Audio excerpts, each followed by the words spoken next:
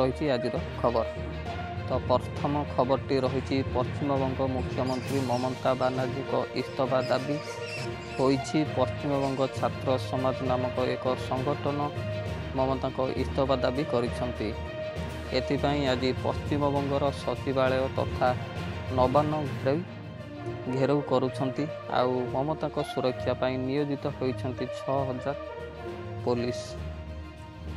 तो परवर्ती खबरटी रही नुआ सरकार स्थान में राज्य में एकालबे वीडियो विभिन्न अभियोग आधार में कार्यानुष्ठान नहीं विचार को नेले सरकार।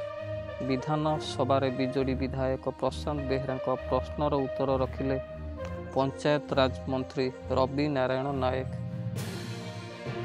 तो परवर्ती खबरटी रही कोलकाता निया नमुणु महाराष्ट्र रत्नगिरी आसी आउ एक छाती थरा खबर। 19 वर्षीय नर्सिंग छात्री को दुष्कर्म करिछि ऑटो ड्राइवर। यही घटना को विरोध कर रास्ता को ओह्लाइछंती जनता। परवर्ती खबरटी रही नीलगिरी हाथी उपद्रव। वन कर्मचारी को अटक कले ग्रामवासी। गाँव में पशि धान चाउल नष्ट करने सह परिबा और फसल नष्ट करि चलिछि हाथी। तो बुलेटिन को एट रखिबा। नमस्कार।